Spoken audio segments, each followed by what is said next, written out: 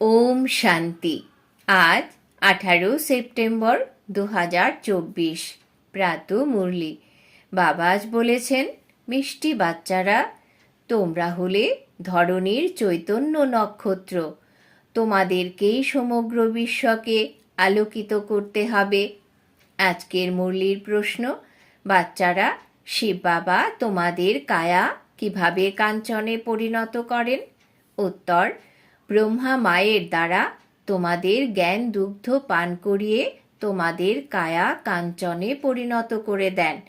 তাই তো তার মহিমা কীর্তন করা হয়, তমেব মাতাশ্চ পিতা তমেব। এখন তোমরা ব্রহ্মা মায়ের দ্বারা জ্ঞান দুগ্ধ পান করছো, যার ফলে তোমাদের সমস্ত পাপ ভস্মীভূত হয়ে যাবে, তোমরা কাঞ্চনে পরিণত হয়ে যাবে। ওম শান্তি। আত্মাদের পিতা বসে বোঝান, যেমন আকাশে নক্ষত্র রয়েছে তেমনি বাচ্চারা তোমাদের উদ্দেশ্যেও গাওয়া হয়। এরা হলো ধরণীর নক্ষত্র। তাদের অর্থাৎ নক্ষত্রদেরও নক্ষত্র দেবতা বলা হয়, কিন্তু তারা তো কোনো দেবতা নয়। তোমরা হলে ওদের থেকে মহাবলবান, কারণ নক্ষত্ররূপী তোমরা সমগ্র বিশ্বকে আলোকিত করো। তোমরাই দেবতা হবে। তোমাদেরই উত্থান আর পতন হয়। তারা তো শুধু ব্রহ্মাণ্ডকে আলোকিত করে, তাদের কেউ দেবতা বলে না। তোমরাই দেবতা হচ্ছ। তোমরা সমগ্র বিশ্বকে আলোকিত করবে। এখন সমগ্র বিশ্বই গভীর অন্ধকারে আচ্ছন্ন, প্রত্যেকেই অপবিত্র হয়ে পড়েছে। এখন বাবা তোমাদের অর্থাৎ মিষ্টি বাচ্চাদের দেবতা বানাতে আসেন। মানুষ তো সব কিছুকেই দেবতা মনে করে নেয়, এমনকি সূর্যকেও দেবতা বলে।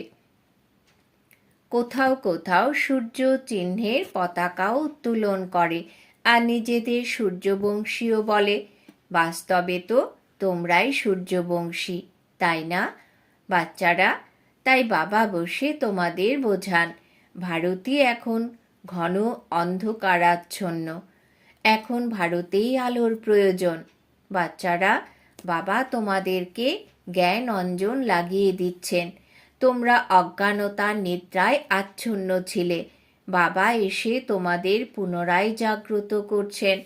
তিনি বলেন, ড্রামা প্ল্যান অনুসারে প্রত্যেক কল্পের পুরুষোত্তম সঙ্গম যুগে আমি পুনরায় আসি। এই পুরুষোত্তম সঙ্গম যুগের কথা কোনো শাস্ত্রে নেই। বাচ্চারা, এই যুগকে এখন কেবল তোমরাই জানো, কারণ নক্ষত্ররূপী তোমরাই পুনরায় দেবতা হও। তোমাদেরই বলা হয় নক্ষত্র দেবতায় নম। এখনই তোমরা পূজারী থেকে পূজ্য হচ্ছ, সেখানে তোমরা পূজ্য হয়ে যাও। এও তো বুঝতে হবে, তাই না? একে আধ্যাত্মিক পড়া বলা হয়। এখানে কখনো কারোর মধ্যে লড়াই হয় না। টিচার সাধারণভাবে পড়ান আর বাচ্চারাও সাধারণ রীতিতে পড়ে। এখানে লড়াইয়ের কোনো প্রশ্নই ওঠে না। উনি কি এমনভাবে বলেন যে আমি ভগবান? না, বলেন না।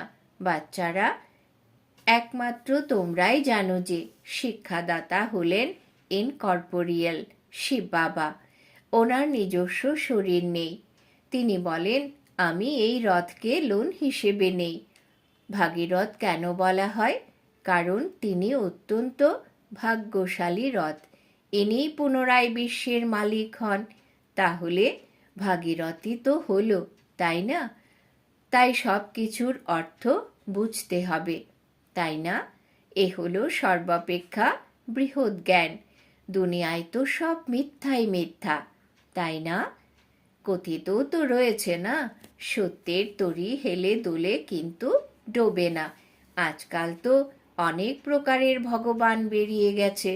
নিজেকে তো বলেই, আবার নুড়ি পাথরেও ভগবান আছে বলে দেয়। ভগবানকে চতুর্দিকে কত ছড়িয়ে দিয়েছে। বাবা বসে বোঝান, যেমন লৌকিক পিতাও বাচ্চাদের বোঝান, কিন্তু তিনি এমন হন না। যিনি বাবাও টিচারও, আবার তিনি গুরুও। প্রথমে বাবার কাছে জন্ম নেয়, একটু বড় হলে আবার টিচারও চাই পড়ানোর জন্য, আবার 60 বছর পর গুরুও চায়। ইনি তো হলেন একজনই, তিনি একাধারী পিতা, শিক্ষক, সদ্গুরু। তিনি বলেন, আমি তোমাদের অর্থাৎ আত্মাদের পিতা। পরেও তো আত্মা, আত্মাকে তো আত্মাই বলা হয়। তাছাড়া শরীরের তো বহু নাম রয়েছে। ভেবে দেখো, এ হলো অসীম জগতের ড্রামা, যা পূর্ব নির্ধারিত সেটাই রিপিট হচ্ছে। এ কোনো নতুন কথা নয়। এ হলো অনাদি পূর্ব নির্ধারিত ড্রামা, যা আবর্তিত হতেই থাকে। সকল আত্মাই যখন হলো অভিনেতা। আত্মারা কোথায় থাকে? বলে যে আমরা নিজেদের গৃহ পরমধামে থাকি, আবার আমরা এখানে আসি অসীম জাগতিক পার্ট প্লে করতে। বাবা তো সদা ওখানেই থাকেন, তিনি পুনর্জন্মে আসেন না। এখন তোমাদের রচয়িতা বাবা তা নিজের এবং রচনার সারমর্ম শোনান। তোমাদেরকে বলেন, বাচ্চারা, তোমরাই হলে সদর্শন চক্রধারী। এর অর্থ আর কেউ বুঝতে পারে না, কারণ তারা তো মনে করে সদর্শন চক্রধারী হলো বিষ্ণু। তাই তারা প্রশ্ন করে, কেন এ কথা আবার মনুষ্যদের উদ্দেশ্যে বলা হয়? এ কথা একমাত্র তোমরাই জানো। যখন শূদ্র ছিলে তখনও মনুষ্যই ছিলে, এখন ব্রাহ্মণ হয়েছ, এখনও মনুষ্যই রয়েছ, আবার যখন দেবতা হবে তখনও মনুষ্যই থাকবে, কিন্তু শুধু চরিত্র বদলে যাবে। যখন রাবণ আসে তখন তোমাদের চরিত্র কত নষ্ট হয়ে যায়। সত্যযুগে এই বিকার থাকেই না। বাচ্চারা, এখন বাবা তোমাদের অমর কথা শোনাচ্ছেন। ভক্তি মার্গে তোমরা কত কথা শুনেছ। কথিত আছে অমরনাথ পার্বতীকে কথা শুনিয়েছিলেন, কিন্তু তাকে তো শঙ্করই কথা শোনাবে, তাই না? শিব কিভাবে শোনাবে? কত অসংখ্য মানুষ যায় শুনতে। এ হলো ভক্তি মার্গের কথা। বাবা বসে বাচ্চাদের বোঝান। বাবা এমন কখনো বলেন না যে ভক্তি করা খারাপ। না, এ তো হলো ড্রামা, যা অনাদি, এও বোঝানো হয়। এখন বাবা বলেন যে প্রথমত নিজেকে আত্মা মনে করো। মুখ্য কথাই হলো এটা, ভগবান উবাচ মন মনা ভব। এর অর্থ কি?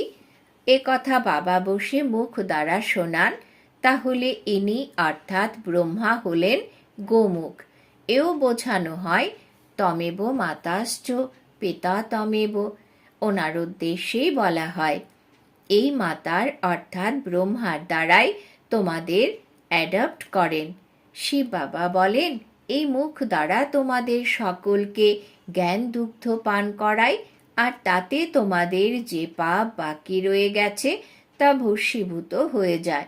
তোমাদের আত্মা কাঞ্চনে পরিণত হয়, আর কায়াও কাঞ্চন তুল্য পাওয়া যায়। আত্মারা সম্পূর্ণ পবিত্র কাঞ্চন সম হয়ে যায় এবং পুনরায় ধীরে ধীরে সিঁড়ি নামতে থাকে। এখন তোমরা বুঝে গেছো যে আমরা অর্থাৎ আত্মারাও কাঞ্চন সম ছিলাম, আর শরীরও কাঞ্চন সম ছিল। পুনরায় ড্রামা অনুসারে আমরা 84 চক্রতে আসি। এখন আর কাঞ্চন সম নেই, এখন 9 ক্যারেট বলা হবে। অল্প পার্সেন্টেজ রয়ে গেছে, সম্পূর্ণ বিলুপ্ত হয়ে গেছে বলা যাবে না। এর কিছু না কিছু রয়ে যায়। বাবা এই চিত্রের কথাও বলেছেন। লক্ষ্মীনারায়ণের চিত্র হলো নম্বর 1। এখন তোমাদের বুদ্ধিতে সমগ্র চক্রই এসে গেছে, বাবার পরিচয়ও এসে গেছে। যদিও তোমাদের আত্মা এখনো সম্পূর্ণরূপে সোনায় পরিণত হয়নি, কিন্তু বাবার পরিচয় তো বুদ্ধিতে রয়েছে, তাই না? বাবা কাঞ্চন সম হওয়ার যুক্তি বলেন। আত্মায় যে খাত পড়ে রয়েছে তা কিভাবে বের করা যাবে? তার জন্য চাই স্মরণের যাত্রা। একে বলা হয় যুদ্ধক্ষেত্র। তোমরা প্রত্যেকেই হলে যুদ্ধের ময়দানের স্বাধীন যোদ্ধা। তাই এখন প্রত্যেকেই যত চাও তত পুরুষার্থ করতে পারো। পুরুষার্থ করাই হলো স্টুডেন্টদের কাজ। যেখানেই যাও একে অপরকে সাবধান করো, মনমনা ভব। শিব বাবা স্মরণে রয়েছে তো, একে অপরকে সেই ইঙ্গিতই দিতে থাকো। বাবার পড়া হলো ইশারা, তবেই তো বাবা বলেন 1 সেকেন্ডে কায়া কাঞ্চনে পরিণত হয়ে যায়, আমি বিশ্বের মালিক বানিয়ে দেই। বাবার বাচ্চা হওয়া অর্থাৎ বিশ্বের মালিক হয়ে যাওয়া, পুনরায় বিশ্বে রাজত্ব করা, তাতে উচ্চ পদ অর্জন করা, সেটাই হলো পুরুষার্থ করা। তাছাড়া জীবন মুক্তি তো হয় 1 সেকেন্ডে, এটাই তো সঠিক, তাই না? প্রত্যেকেই নিজস্ব পুরুষার্থ করতে হবে। তোমরা বাবাকে স্মরণ করতে থাকো, তাহলেই আত্মা পবিত্র হয়ে যাবে। শতপ্রধান হয়ে শতপ্রধান দুনিয়ার মালিক হয়ে যাবে। কতবার তোমরা তমপ্রধান থেকে পুনরায় শতপ্রধান হয়েছ। এই চক্র আবর্তিত হতেই থাকে, এর কখনো অন্ত হয় না। বাবা বসে কত সঠিক রীতি অনুযায়ী বোঝান। তিনি বলেন, আমি প্রতি কল্পে আসি। তোমরা বাচ্চারা আমাকে ছিছি দুনিয়ায় নিমন্ত্রণ করো। কিভাবে নিমন্ত্রণ করো? তারা বলে যে, আমরা পতিত হয়ে গেছি, তুমি এসে পবিত্র বানাও। বাহ, কেমন তোমাদের নিমন্ত্রণ! তোমরা বলো যে, আমাদের শান্তিধাম সুখধামে নিয়ে চলো। তাহলে আমি তো তোমার অবিডিয়েন্ট স্টুডেন্ট, এও ড্রামারই খেলা। তোমরা জানো যে আমরা প্রতি কল্পে সেই পড়াই পড়ি আর সেই পার্টি প্লে করি। আত্মাই তার ভূমিকা পালন করে। এখানে বসেও বাবা আত্মাদের দেখেন, তিনি নক্ষত্রদের দেখেন। আত্মা কত ছোট, যেন নক্ষত্ররা জ্বলজ্বল করছে। কোনো কোনো নক্ষত্র অতি উজ্জ্বল, কোনোটি আবার হালকা বা অনুজ্জ্বল, কোনটি আবার চন্দ্রমার অতি নিকটে থাকে। তোমরাও যোগবলের দ্বারা সঠিক রীতি অনুসারে পবিত্রতাকে ধারণ করো, তবেই উজ্জ্বল হয়ে উঠবে। বাবাও বলেন, বাচ্চাদের মধ্যে যারা অত্যন্ত ভালো অর্থাৎ উজ্জ্বল নক্ষত্র, তাদেরকে ফুল দাও। বাচ্চারাও তো একে অপরকে জানে, তাই না? কেউ কেউ অতি তীক্ষ্ণ হয়, কেউ আবার অতি দুর্বল। সেই সব নক্ষত্রদের দেবতা বলা যেতে পারে না। তোমরাও হলে মানুষ, কিন্তু তোমাদের আত্মাকে বাবা পবিত্র বানিয়ে বিশ্বের মালিক করে দেন। উত্তরাধিকারীর আশীর্বাদ স্বরূপ তোমাদের কত শক্তি প্রদান করেন। বাবা তো অলমাইটি, তাই না? বাবা বলেন, বাচ্চারা, আমি তোমাদের অনেক শক্তি প্রদান করি। গাওয়াও তো হয়, তাই না? শিব বাবা, তুমি তো এখানে বসে আমাদের পড়াশোনা করিয়ে মনুষ্য থেকে দেবতা বানিয়ে দাও। বাহ, এমন তো আর কেউ বানায় না। পড়াশোনাই হলো সোর্স অফ ইনকাম, তাই না? সমগ্র আকাশ, পৃথিবী ইত্যাদি সবই আমাদের হয়ে যায়, কেউ তা ছিনিয়ে নিতে পারে না। একে বলা হয় শূদ্রেরও অখণ্ড রাজ্য, যা কেউ খণ্ডিত করে দিতে পারে না, কেউ জ্বালিয়ে দিতে পারে না। এমন বাবার শ্রীমতে তোমাদের চলা উচিত, তাই না? প্রত্যেককে তার নিজের পুরুষার্থ করতে হবে। বাচ্চারা মিউজিয়াম ইত্যাদি তৈরি করে। এই চিত্রাদির মাধ্যমে সমগোত্রীয়দের বোঝাও। বাবা ডাইরেকশন দিতে থাকেন, যে চিত্রের প্রয়োজন মনে করবে সেটাই তৈরি করো। বুদ্ধি তো সকলেরই কাজ করে, মানুষের কল্যাণের উদ্দেশ্যেই এগুলো তৈরি করা হয়। তোমরা জানো যে সেন্টারে কেউ এলে তখন আমরা কি যুক্তি রচনা করব, যার ফলে লোকেরা নিজের থেকে এসেই এই মিষ্টি অর্থাৎ জ্ঞান গ্রহণ করবে। কারোর মিষ্টি অর্থাৎ জ্ঞান দান ভালো হয়, আর তখন আবার তাদের দ্বারা যারা এদের স্বাদ গ্রহণ করেছে অ্যাডভার্টাইজ হয়ে যায়। তখন সকলেই একে অপরকে বলবে যে অমুক দোকানে যাও, এ তো অতীব ভালো নম্বর 1 মিঠাই, এমন মিষ্টি আর কেউ দিতে পারে না। একজন যখন দেখে যায় তখন অন্যদেরও শোনায়। মনে তো থাকে যে সমগ্র ভারত কিভাবে গোল্ডেন এজে পরিণত হয়, তার জন্য কত বোঝানো হয়, কিন্তু পাথর বুদ্ধি, তাই পরিশ্রম তো করতে হবে, তাই না? শিকার করাও শিখতে হয়, তাই না? সর্বপ্রথমে ছোট ছোট শিকার শিখতে হয়, বড় শিকারের জন্য শক্তির প্রয়োজন, তাই না? কত বড় বড় বিদ্বান পণ্ডিত রয়েছে যাদের বেদ শাস্ত্রাদি পড়া রয়েছে, নিজেদের কত বড় অথরিটি মনে করে। বেনারসে এরা কত বড় বড় উপাধি পায়। তখন বাবা বুঝিয়েছিলেন, প্রথমে বেনারসে সকলকে জড়ো করে সার্ভিস করো। গণ্যমান্য ব্যক্তিদের থেকে যখন আওয়াজ উঠবে তখন অন্যরাও শুনবে। ছোটদের থেকে কেউ শোনে না। এইসব সিংহদের বোঝানো উচিত যারা নিজেদেরকে শাস্ত্রের অথরিটি বা শাস্ত্রজ্ঞ মনে করে। কত বড় বড় টাইটেল তাদের। শিব বাবারও এত টাইটেল নেই। এ হলো ভক্তিমার্গের রাজ্য, তাই তো পুনরায় হয় জ্ঞানমার্গের রাজ্য। জ্ঞানমার্গে ভক্তি হয় না, ভক্তিতে আবার জ্ঞান একদমই থাকে না। এ কথা বাবাই বোঝান। বাবা দেখেনও এইভাবে। মনে করেন নক্ষত্ররা বসে রয়েছে, দেহভান পরিত্যাগ করা উচিত। এমনভাবে ওপরে নক্ষত্ররা জ্বলজ্বল করছে, তেমনি এখানেও আত্মারূপী নক্ষত্ররা জ্বলজ্বল করছে। কেউ কেউ অত্যন্ত তীক্ষ্ণ প্রকাশময়, এরাই হলো ধরণীর নক্ষত্র, যাদের দেবতা বলা হয়। এ কত বড় অসীম ব্রহ্মাণ্ড! বাবা বোঝান, ওটা হলো পার্থিব জগতের দিন আর রাত। এ হলো আবার অসীম জগতের অর্ধকল্প রাত, আধা কল্প দিন। দিনে শুধু সুখই সুখ, কোথাও ধাক্কা খাওয়ার প্রয়োজনই নেই। জ্ঞানে সুখ, ভক্তিতে দুঃখ রয়েছে। সত্যযুগে দুঃখের নামও থাকে না, ওখানে কাল হয়ই না। তোমরা কালের উপর বিজয় প্রাপ্ত করো, মৃত্যুর নামই থাকে না, ওটা হলো অমর লোক।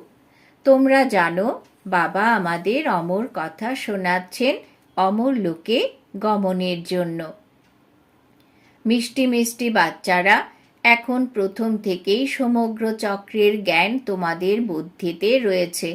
তোমরা জানো আমাদের অর্থাৎ আত্মাদের ঘর হলো ব্রহ্মলোক। ওখান থেকে নম্বরের ক্রমানুসারে ভূমিকা পালন করতে এখানে আসে। সেখানে অসংখ্য আত্মারা রয়েছে। বাবা কি এক একজনকে আলাদা করে বসে বোঝাবেন? না, বোঝাবেন না। তিনি সব কিছু নাটশেল অর্থাৎ সংক্ষেপে বোঝান। সেখানে অনেক শাখা প্রশাখা রয়েছে। বৃক্ষ যখন বৃদ্ধি পায় তখন তার অনেক শাখা প্রশাখাও বেরোতে থাকে।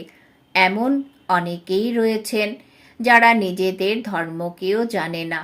বাবা এসে বোঝান যে তোমরা আসলে দেবী দেবতা ধর্মের, কিন্তু এখন ধর্মভ্রষ্ট কর্মভ্রষ্ট হয়ে গেছো। বাচ্চারা, এখন তোমাদের বুদ্ধিতে রয়েছে যে আমরা আসলে শান্তিধাম নিবাসী। পরে আসি নিজের নিজের পার্ট প্লে করতে। লক্ষ্মী নারায়ণের রাজ্য ছিল, তাদের ডিনাইস্টিও ছিল। এখন আবার তোমরা সঙ্গম যুগে দাঁড়িয়ে রয়েছ। বাবা বলেন তোমরা সূর্যবংশীয় ছিলে, পরে চন্দ্রবংশীয় হয়েছ। এছাড়া এর মাঝের যা কিছু তা হলো বাই প্লটস। এ হলো অসীম জগতের খেলা। এ হলো কত ছোট বৃক্ষ, এ হলো ব্রাহ্মণকুল। পুনরায় কত বড় হয়ে যাবে। তখন তোমরা প্রত্যেকের সঙ্গে দেখা করতে বা মিলিত হতেও পারবে না। তোমরা সকলকে ঘেরাও করো। বাবা বলেন বেনারস এবং দিল্লিতে প্রত্যেক জায়গায় গিয়ে জড়ো করে সেবা করো। পুনরায় তিনি বলেন, তোমরা সমগ্র দুনিয়াকেই ঘেরাও করবে যোগ বলের দ্বারা। তোমরা সমগ্র দুনিয়ায় এক রাজ্য স্থাপন করো। কত আনন্দ পাও। কেউ কোথায় চলে যেতে থাকে। এখন তোমাদের কথা কেউ শোনে না। যখন গণ্যমান্যরা আসবে, সংবাদপত্রে পড়বে, তখন বুঝবে। এখন ছোট ছোট শিকার হচ্ছে। বড় বড় ধনী ব্যক্তিরা মনে করে এটাই আমাদের স্বর্গ। গরিবরাই এসে উত্তরাধিকার নেয়। তারা বলে, বাবা, তুমি তো শুধু আমার, অন্য কেউ আমার নয়। কিন্তু তা তো তখনই সম্ভব যখন সমগ্র দুনিয়ার থেকে মোহ কেটে যাবে, তাই না? আচ্ছা, মিষ্টি মিষ্টি হারানিধি বাচ্চাদের প্রতি মাতা পিতা বাপদাদা স্মরণের স্নেহ সুমন আর সুপ্রভাত। আত্মাদের পিতা তার আত্মারূপী বাচ্চাদেরকে জানাচ্ছেন নমস্কার। আমরা আত্মারূপী বাচ্চারা আমাদের মাতা পিতা বাপ দাদাকে জানাই স্মরণের স্নেহ সুমন, সুপ্রভাত, নমস্কার। ধারণার জন্যে মুখ্য সার। 1 নম্বর, আত্মাকে কাঞ্চন বানানোর জন্য একে অপরকে সাবধান করতে হবে। মনমনা ভবর ইশারা দিতে হবে। যোগ বলের দ্বারা পবিত্র হয়ে উজ্জ্বল নক্ষত্র হতে হবে। 2 নম্বর, এই অসীম জগতের পূর্ব নির্ধারিত ড্রামাকে সঠিকভাবে বুঝে সদর্শন চক্রধারী হতে হবে। জ্ঞান অঞ্জন দিয়ে মানুষকে অজ্ঞানতার ঘোর অন্ধকার থেকে বের করে আনতে হবে। বরদান। বাবা আজ বরদান দিয়েছেন, বালক তথা মালিক ভাবের স্মৃতিতে থেকে সকল খাজানাগুলিকে নিজের বানানো স্বরাজ্য অধিকারী ভব। বালক তথা মালিক ভাবের স্মৃতিতে থেকে সকল খাজানাগুলোকে নিজের বানানো স্বরাজ্য অধিকারী ভব। ব্যাখ্যা। এই সময় তোমরা বাচ্চারা কেবল বালক নও, বালক তথা মালিকও। একদিকে হলো স্বরাজ্য অধিকারী মালিক, আবার অন্যদিকে বাবার উত্তরাধিকারের মালিক। যখন স্বরাজ্য অধিকারী আছো, তখন এর সকল কর্মেন্দ্রিয়গুলি অর্ডার অনুসারে চালিত হবে। কিন্তু সময় প্রতি সময়ে মালিক ভাবের স্মৃতিকে ভুলিয়ে মন নিজের বশে করে নেয়। এর জন্য বাবার মন্ত্র হল মনমনা ভব।